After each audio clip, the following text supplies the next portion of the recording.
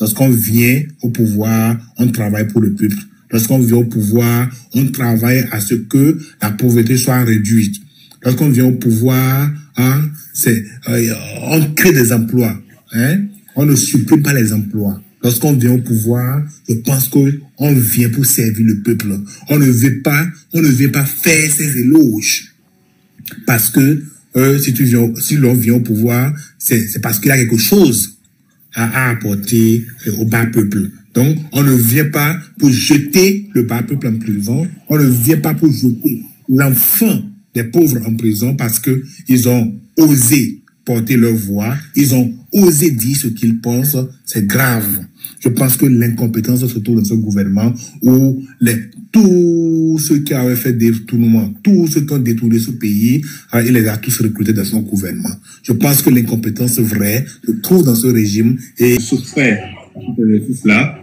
Et donc, on n'accable que les gouvernants, alors que parfois, à certains niveaux, nous aussi, on a notre part de responsabilité dans cette affaire-là. Donc, tout ce que les amis ont déploré ici sur ce panel, effectivement, les gouvernants ont plus de responsabilité parce que on a dit que c'est à eux de diriger notre destin. Ça, c'est sûr.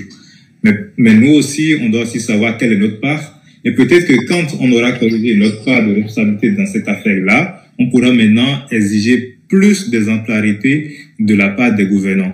Donc, il y a des solutions à envisager pour qu'on ne soit pas enfermé dans cette importation d'étrangers pour pouvoir... oui, je l'avais dit tout à l'heure, c'était peut-être pour camoufler un peu d'éventuelles mauvaises gestion parce qu'avec eux, ils vont partir facilement, partir avec des secrets. Et quelqu'un l'a dit, et l'a dit aussi, si demain le prochain gouvernement, le prochain régime fait des audits et constate que le DG qui a été canadien, qui a été à la tête de la SBE, par exemple, a détourné de l'argent, mais s'il est déjà retourné dans son pays, comment on fera pour le ramener au Bénin, pour le juger, c'est les questions qui se posent. Même, ça peut être, la même question peut être posée au niveau du port. Si on constate après leur départ, c'est les hypothèses que je suis en train d'émettre. Si on constate après leur départ qu'il y a des milliards qui manquent dans la caisse, comment on peut faire pour les ramener au Bénin, pour les juger, pour récupérer ces sous-là? Donc, c'est quand même de gros risques qu'on est en train de prendre, de mettre à la tête de ces structures-là. Mais, ce qui est aussi peut-être dommageable aussi, c'est toute l'opacité qui entoure tous ces contrats-là. En principe, si on avait encore une Assemblée nationale au Bénin, l'Assemblée nationale aurait pu exiger à voir le contenu de ces contrats. Parce que, Patou, est-ce que vous voulez ajouter quelque chose?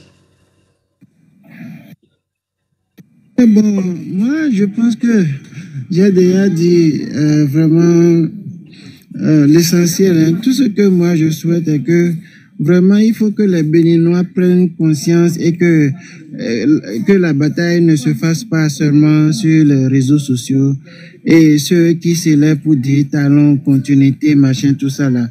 Il faut qu'ils arrêtent ces bêtises-là. Parce que si c'est bon pour tout le monde. Mais si c'est mauvais encore pour tout le monde. Donc, quand on dit que ce n'est pas bien, c'est pas qu'on est contre la personne de talent ou bien c'est lui qu'on vise. Mais c'est sa politique qui fait que nous, on est en train de parler comme ça. Vous voyez un peu, quand nous voyons nos frères en train de souffrir dans le pays comme ça, il y a vraiment, on est peiné, on se dit, mais quand est-ce que notre pays sera vraiment un pays debout où vraiment on va se sentir à l'aise et que nous qui sommes à l'étranger, nous allons revenir au pays pour travailler avec nos frères qui sont dans le pays parce que c'est parce que ça ne va pas dans le pays que on sort pour aller ailleurs. Si d'ailleurs ailleurs on nous chasse là où on est parti et que dans notre propre pays, on ne va pas faire le minimum pour nous-mêmes là. Vraiment, ça pose problème. Donc, il ne faudrait pas que les gens restent là à raconter n'importe quoi parce qu'on leur a donné 2000 francs, quelques feuillets bancaires, et puis voilà, ils viennent sur les réseaux sociaux. Il faut soutenir pour soutenir, non. C'est de la folie. Quand on parle de compétences, c'est avec la compétence qu'on peut juger la qualité de quelqu'un, ce qu'il sait faire. Vous voyez un peu. Donc, quand quelqu'un travaille et qu'il a de la compétence, compétence, il donne envie aux autres de venir l'aider, il donne envie aux autres de trouver des solutions avec lui. Vous voyez un peu. Maintenant, quand on fait une sorte de dictature, quand tu parles, et puis on t'enferme, on chasse les gens, les investisseurs, tout le monde est en train de fuir et tout là. Vraiment, c'est des questions sur lesquelles on doit réfléchir et trouver des solutions. Il ne faudrait pas qu'on fasse la sourde oreille ou bien l'aveugle comme si, bon, on ne voit rien, que tout marche comme ça devait aller. Non, non. Il faut que les gens arrêtent ça. C'est surtout, si je parle comme ça, c'est surtout certains qui viennent sur ton panel ici, là. Et puis, par exemple, comment il s'appelle? Le guide. Chaque fois, quand je l'écoute là, vraiment, ça me donne les mots de tête. J'ai pas envie de continuer le débat, à suivre le débat, parce que quand j'entends ces propos, je vois que c'est difficile de récupérer les gens. Mais par contre, quand j'écoute les gens qui ont fait leur analyse et comment on appelle, le porte-novien là, je vois que c'est des gens qui veulent que les choses changent. Ils veulent de l'amélioration. Et ces gens-là, on a besoin de les encourager à se documenter, à faire des recherches et venir informer nos peuples. Vous voyez, donc c'est ça que je voudrais ajouter. Merci. Et merci beaucoup. Donc, avant de donner la parole à quelqu'un d'autre, je voulais rappeler le mercredi prochain à 21h de Cotonou. Nous allons recevoir ici M. Constantin Amonsou, qui est un écrivain, analyste politique. Avec lui, on va revenir un peu sur le bilan des 10 ans de Patrice Talon. Et on va se projeter aussi dans l'avenir, qu'est-ce qui va se passer, le choix des candidats des deux bords, quel regard il pose sur ces choix-là. Donc, prenez le rendez-vous. Si vous n'êtes pas abonné, profitez pour vous abonner. Ça va être le mercredi prochain à 21h de Cotonou. Donc, la façon dont ça fonctionne, pendant la première heure, je vais poser quelques questions et après, on aura quand même un débat général. Les gens peuvent monter après sur le panel pour poser aussi des questions et puis donner leur point de vue sur ce qu'ils ont entendu. Donc, abonnez-vous si vous n'êtes pas encore abonné à la chaîne. Et puis, en semaine, on fait 2 lives, le mercredi et le vendredi à 21h de Cotonou. Et le dimanche, on fait ça à 19h de Cotonou. Ok, monsieur Éducation, vous pouvez dire quelques mots encore. Alors, merci beaucoup. Je pense que les amis ont presque tout dit, hein. Moi, je dis que, tout simplement, que ce gouvernement, c'est l'ignorance des talents locaux qui l'amène à dire que nous sommes incompétents. Et c'est une insulte, c'est une défaillance pour ce gouvernement. Mépriser lorsqu'on pense que lorsqu'on parle de l'incompétence, et on prend le pouvoir, c'est tout fait pour avoir des compétents. Et l'expérience nous a montré que le gouvernement a échoué. Et il n'y a pas de compétents, n'a pas formé. Il a juste détruit ce qui a été fait, renvoyé tous les entrepreneurs, les opérateurs économiques qui réduisaient en quelque sorte la pauvreté, la misère de nos compatriotes. Et ce gouvernement qui est incapable même de créer des bibliothèques pour les étudiants afin d'acquérir la compétence dont il dénonce. Je pense que ce gouvernement doit revoir son style vestimentaire pour quand même améliorer la compétence des Béninois. S'il juge que les Béninois sont incompétents, il faudrait quand même qu'ils mettent des paliers, qu'ils mettent des choses pour quand même améliorer cela. Dans ce gouvernement, on a observé la manque de transparence, vous voyez, la mauvaise gestion ou bien la mauvaise gouvernance. Hein, où les ministres jusqu'aujourd'hui, le président même en question, on ne maîtrise même pas combien il perçoivent à la fin du mois. Hein, ça c'est une manque de transparence, c'est une opacité dans les marchés publics. Hein, on a observé partout construire quelques marchés et mettre ces marchés en location à nos pauvres mères. Je pense que c'est de l'incompétence. Lorsqu'on vient au pouvoir, on travaille pour le peuple. Lorsqu'on vient au pouvoir, on travaille à ce que la pauvreté soit réduite. Lorsqu'on vient au pouvoir, hein, on crée des emplois. Hein, on ne supprime pas les emplois. Lorsqu'on vient au pouvoir, je pense qu'on vient pour servir le peuple. On ne vient pas faire ses éloges. Parce que si l'on vient au pouvoir, c'est parce qu'il y a quelque chose à apporter au bas peuple. Donc, on ne vient pas pour jeter le bas peuple en prison, on ne vient pas pour jeter l'enfant des pauvres en prison parce que ils ont osé porter leur voix, ils ont osé dire ce qu'ils pensent, c'est grave. Je pense que l'incompétence se trouve dans ce gouvernement où tous ceux qui avaient fait des détournements, tous ceux qui ont détourné ce pays, il les a tous recrutés dans son gouvernement. Je pense que l'incompétence vraie se trouve dans ce régime et il faudrait bien que ce régime quand même trouve des excuses, prenne des excuses publiques au peuple béninois parce qu'en 10 ans, ce gouvernement n'a rien fait. Et le Bénin ne se limite pas à Cotonou, le Bénin ne se limite pas à Kadiaoun, le Bénin ne se limite pas à Glodibé. Donc, tracer quelques voies, tracer quelques pavés et ne résoudre pas le problème des Béninois, ou bien construire des logements sociaux et mettre ça, revendre ça, ou bien louer ça, mettre ça en location de façon très chère, n'est pas une bonne gouvernance. Je pense qu'on vient lorsqu'on vient pour gouverner, on cherche à réduire la peine de ses concitoyens, de ses compatriotes. Sur ces mots, je m'arrête. Merci.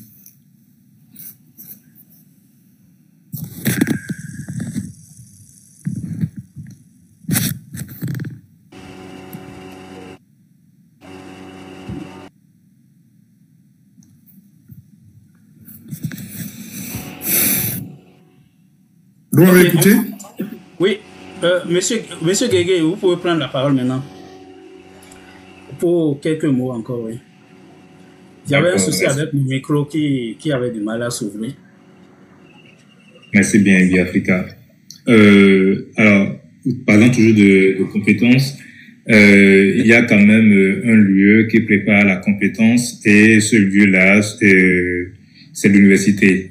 Et donc, là, ce qu'on constate, le constat qui est fait et qui est admis par tous, c'est que nos universités forment bien souvent pour le chômage que pour le marché de l'emploi. Et donc, moi, dans une discussion, un jour, je demandais à un prof d'université, pourquoi le gouvernement, alors, enfin, en tout cas, votre ministère de tutelle, ne prend pas l'initiative de faire le point et de dire, voilà, concomitamment avec le ministre de l'Emploi et les autres, je ne sais pas ceux qui décident, voilà de quel type de profil le Bénin a besoin dans les 50 prochaines années. Et donc, par conséquent, voilà notre capacité de recrutement et donc en prévision de nos politiques qui vont éventuellement donner la main à d'autres entrepreneurs. Voilà à peu près combien de profils qualifiés dans tel domaine on peut recruter à l'horizon temps. Et donc, par conséquent, on voit dans quelle filière on a besoin de plus de gens et on voit dans quelle filière on a besoin de moins de gens. Et ensuite, on voit dans quelle filière on a besoin de personnes. Et les filières dans lesquelles on a besoin de personnes, on les ferme. Et les filières dans lesquelles on a besoin de peu de gens, la sélection devient drastique à ce niveau-là. Et les filières où on en a besoin de plus, on dit bienvenue tous ceux qui ont le niveau. Et donc, lui, il m'a donné deux réponses totalement de simple d'esprit. C'est-à-dire que d'abord, que ça demanderait beaucoup de travail. Moi, je dis tant mieux, puisqu'ils sont là pour travailler. Et il m'a dit, en même temps aussi, ça va nous envoyer nous autres au chômage. Donc, nous autres, c'est-à-dire eux, profs d'université. Donc, je pense que il y a aussi ce problème-là de soit on voit que voilà c'est trop de travail, soit on voit ses propres intérêts et donc on ne fait pas les choses. Alors que il est bien important, je pense même qu'il est urgent que le gouvernement béninois ferme certaines filières et que la sélection dans d'autres soit plus drastique parce que c'est eux qui forment pour le marché de l'emploi, pour la compétence. Maintenant, il y a aussi quelque chose qu'on oublie souvent. Il y a ce qu'on appelle la rigueur. La rigueur, c'est quelque chose qui nous manque terriblement au Bénin. Il n'y a pas en réalité de compétences. On peut pas acquérir de compétences sans un minimum de rigueur. Je sais que vous allez me dire que je généralise. Non, je ne généralise pas. quand je dis qu'il manque de rigueur, je ne dis pas que, par exemple, vous n'êtes pas rigoureux parce que je ne vous connais pas. Donc, je dis on manque de rigueur, je parle pas d'une personne en particulier ou de certains béninois en particulier. Mais je pense que le constat est simple. Moi, la dernière fois, j'allais recruter une secrétaire de direction. Et donc, mon directeur a reçu des CV, des lettres de motivation et tout ça. Et quand on a analysé tout ça, il s'est posé un problème très, très simple. C'est-à-dire que les gens ne savent pas faire un CV et ils cherchent de l'emploi. Les gens ne savent pas rédiger une lettre de motivation, c'est-à-dire qu'à minima, ils ne savent pas écrire, alors qu'ils ont une licence, ils ont un master. Donc, je pense que quand on n'a pas déjà le minimum de rigueur qu'il faut pour adresser une candidature, aussi bien dans la forme demandée et dans le fond, alors là, il va clairement se poser un problème au moment où on sera obligé de faire valoir ses compétences, voyez-vous. Au-delà de ça aussi, la rigueur aussi, le manque de rigueur s'est fait aussi constater, par exemple, au moment de l'entretien. Et là, moi, je vous parle sur un échantillon de 30 personnes, donc c'est pas tous les Béninois. Mais je prends cet échantillon et je suis en train de voir à peu près à l'échelle quand même nationale comment est-ce qu'on peut analyser la chose. Et ce problème-là, on l'a rencontré à plusieurs reprises, à plusieurs moments de divers recrutements qu'on a eu à faire. Au moment de l'entretien, les gens viennent à l'entretien et ils ne savent même pas quels sont, n'est-ce pas, le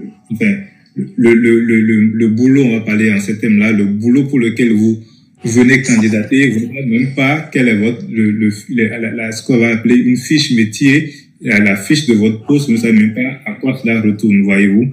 Donc, moi, je veux bien qu'on fasse le procès de nos gouvernants, mais à un moment donné aussi, il faut que ces panels-là, c'est-à-dire votre panel et les autres panels aussi, puissent s'ouvrir pour aussi faire l'autocritique de nous-mêmes, c'est-à-dire nous qui sommes le peuple, parce que peut-être injustement, on dit souvent que les gouvernants sont à l'image de leur peuple. Et donc, je pense que très souvent, nous, peuple, on se soustrait à cet exercice-là.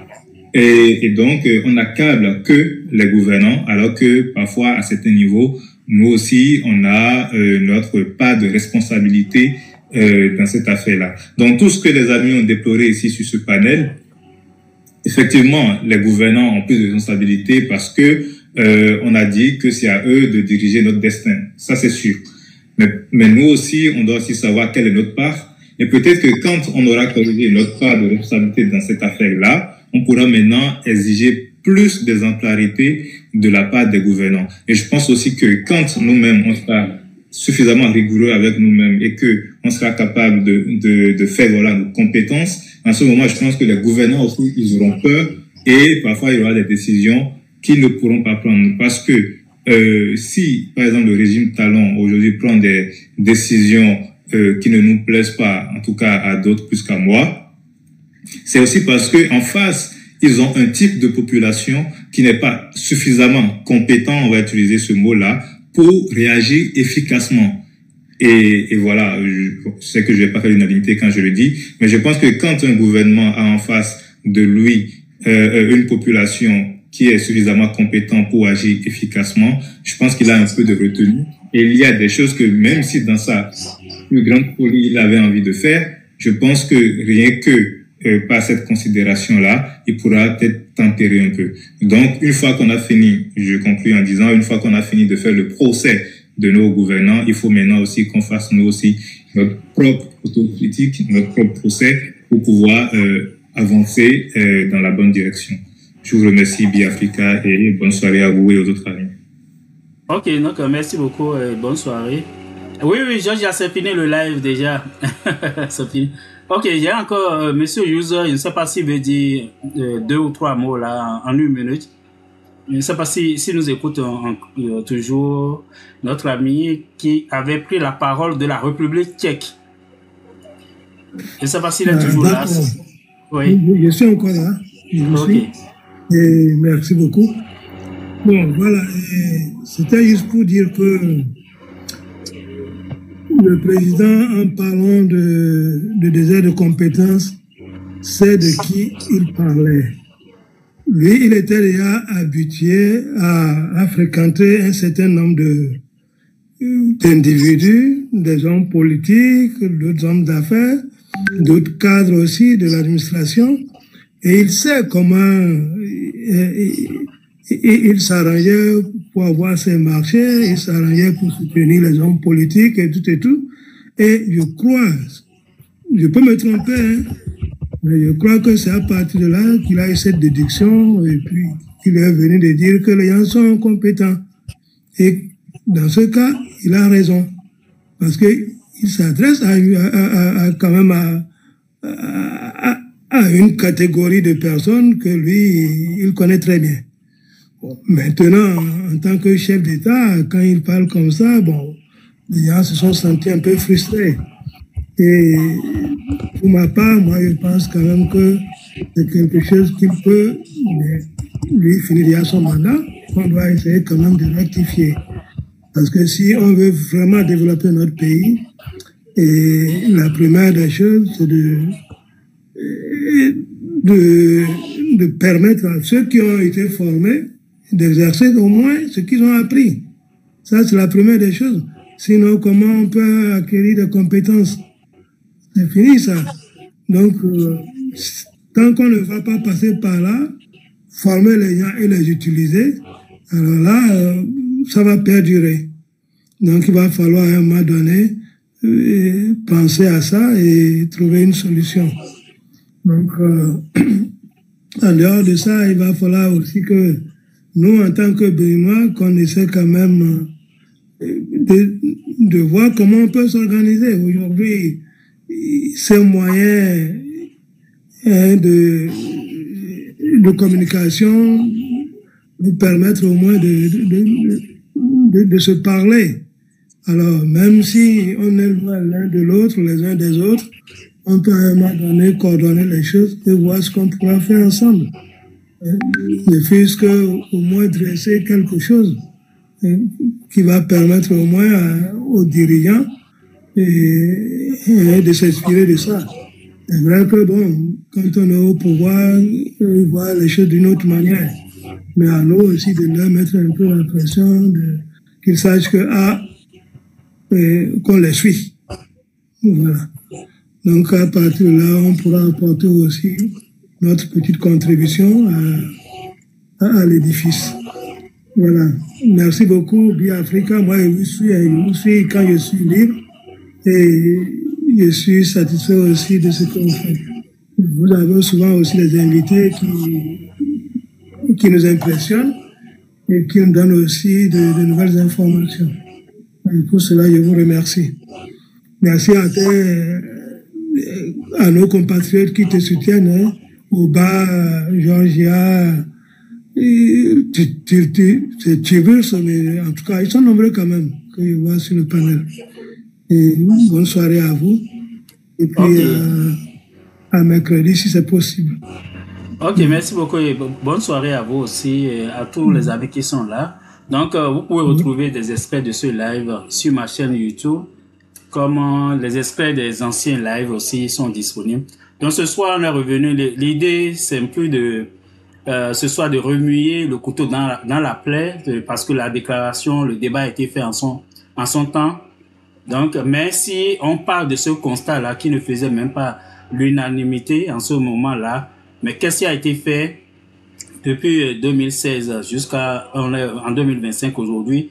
Est-ce que ceux qui ont pris le pouvoir et nous ont fait le constat du désert de compétences, est-ce qu'ils ont mis les choses en place pour pouvoir corriger ou combler ce désert de compétences pour que celui qui va prendre le pouvoir en 2026 ne vienne pas faire le même constat de désert de compétences? C'était vraiment le débat de ce soir. C'est pas l'idée, ce n'était pas de revenir sur la déclaration de Patrice Talon, mais de se poser la question, est-ce que du constat que lui-même il a fait, quels sont les moyens qu'il a mis en place pour pouvoir corriger ce désert de compétences? On est parti bien sûr de quelques entreprises où on a vu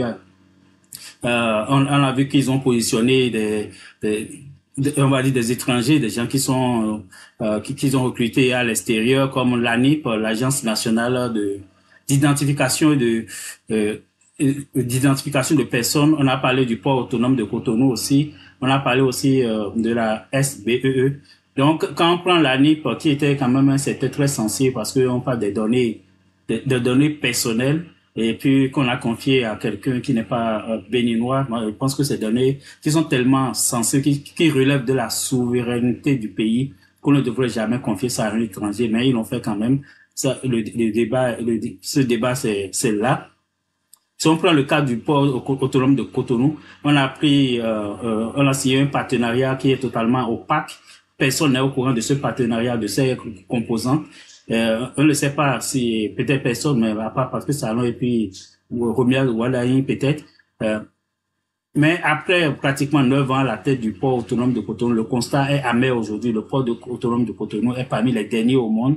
Peut-être c'est le conflit entre le Bénin et le Niger en est pour quelque chose, mais malgré leur présence, ça n'a pas explosé le port de Cotonou dans une certaine mesure pour pouvoir attirer plus de conteneurs, plus de marchandises. Donc le port est totalement désert aujourd'hui, malgré leur présence. Et la question que moi je m'étais posée même au début de ce live, c'est de dire pourquoi ne pas réfléchir au lieu d'aller chercher des compétences, surtout pour le port, parce qu'on a quand même eu par le passé des directeurs qui ont quand même donné des résultats qui étaient quand même appréciables du point de vue j'ai cité le ministre Badarou, j'ai cité aussi Jérôme Dandino. Ces directeurs-là, je pense que les deux sont encore vivants. On aurait pu nommer un jeune directeur béninois et former comme un conseil d'administration ou bien des conseillers techniques, prendre ces deux anciens directeurs-là comme pour l'accompagner pour la gestion. Ça, c'est faisable.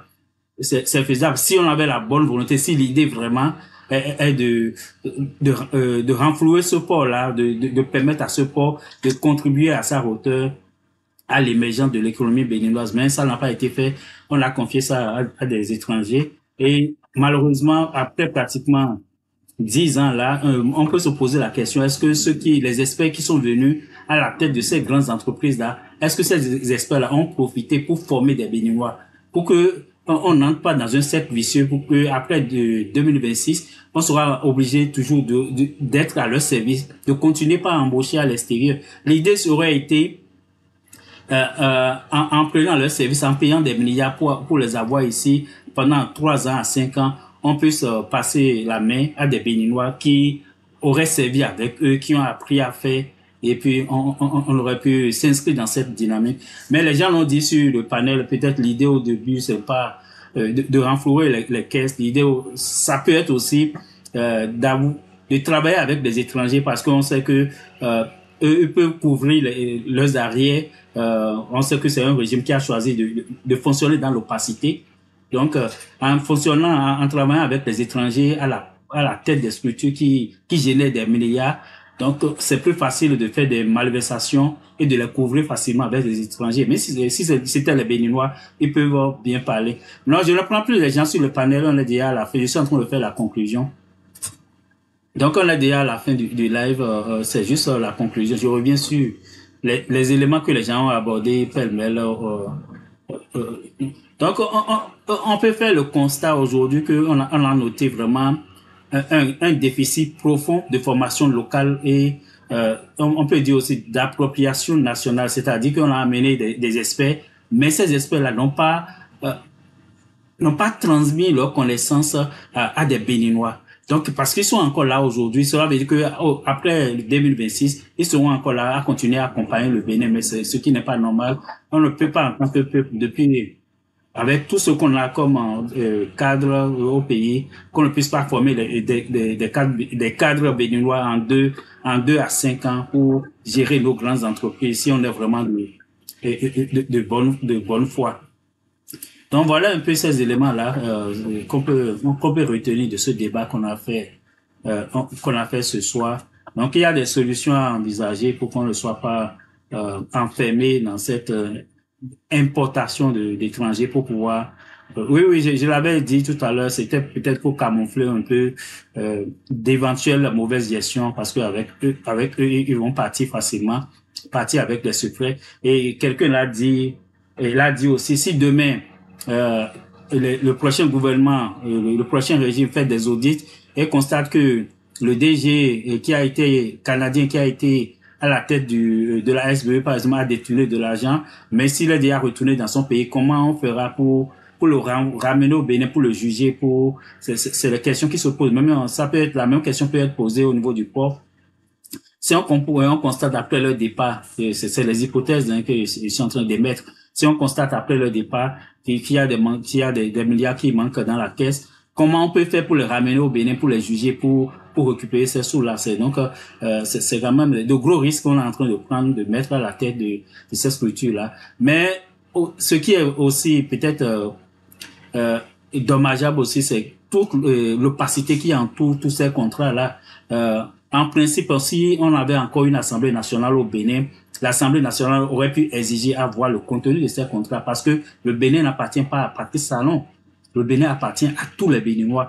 Et tout ce qu'on engage au nom des Béninois, on est en droit de demander à voir ce qu'on fait de notre argent. Parce que s'il a payé peut-être 50 milliards ou bien 100 milliards en 10 ans dans ce partenariat avec le port d'Anvers, on doit voir les clauses. Et les députés si on en avait encore, si on avait l'Assemblée nationale, eux devraient pouvoir demander à voir le contenu de ces contrats-là et permettre au peuple, à travers eux, le peuple pour mieux comprendre ce qui se passe à ce niveau-là.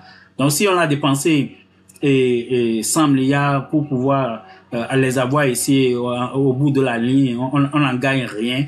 Est-ce que ça valait vraiment la peine? C'est des questions qu'on peut valablement se poser en tant que Béninois. Donc c'est les lacunes qu'il faut corriger pour les prochains gouvernements. On ne peut pas gérer l'argent du contribuable dans ces conditions-là. Les gens sont revenus, même si ce n'était même pas l'objet du débat, les gens sont revenus sur l'opacité autour des salaires même des membres du gouvernement qu'on ne sait pas maintenant.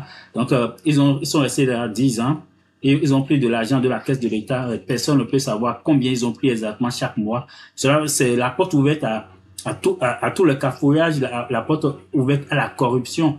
Demain, ils peuvent réaliser le tout, ils peuvent faire sortir de l'argent du pays et dire que c'est leur salaire. Puisqu'on n'a pas des bases juridiques, des bases légales pour pouvoir vérifier ce qu'ils ont gagné. Donc, ils peuvent dire c'est ce qu'ils ont réalisé au Bénin en 10 ans, c'est le salaire qui leur a permis de réaliser ça. Donc, c'est les choses qu'il faut corriger si vraiment on veut construire le pays. Parce qu'on ne peut pas continuer à gérer l'argent du contribuable comme si c'était l'argent personnel, l'argent de sa richesse personnelle. Je parle de Patrice Talon, bien sûr. Donc, c'est les choses qu'il faut corriger pour les prochaines années. Donc, voilà un peu. Donc, le prochain live, ça va être le mercredi. J'aurai un invité, Constantin Amosso. On va parler un peu de l'actualité politique de façon globale. Et après, on va faire quand même le débat général. Donc, si vous n'êtes pas abonné, prenez le temps de vous abonner maintenant pour ne pas rater les notifications. Et si vous avez découvert la chaîne ce soir, vous pouvez vous abonner ici. Aussi, vous abonner à ma chaîne YouTube où je dépose des extraits de mes lives là-bas. Donc, voilà un peu. Donc, en une phrase, juste pour résumer, pour dire, la vraie question qu'on se posait ce soir, quel est l'héritage que ces différents partenariats, qu'est-ce qu'on peut tirer de ces partenariats-là comme héritage pour demain? Donc, tout ce qu'on a investi dans tous ces partenariats avec la Belgique, le Canada, la France, les États-Unis, la Chine, est-ce qu'on aura un héritage sur lequel on peut se construire pour l'avenir? C'est la vraie question qui était là. Puis, je ne pense pas qu'on a la réponse aujourd'hui.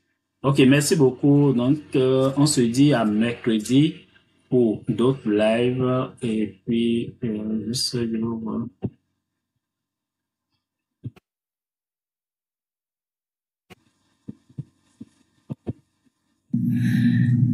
vous décidez quoi pour le Bénin, au fait, les amis?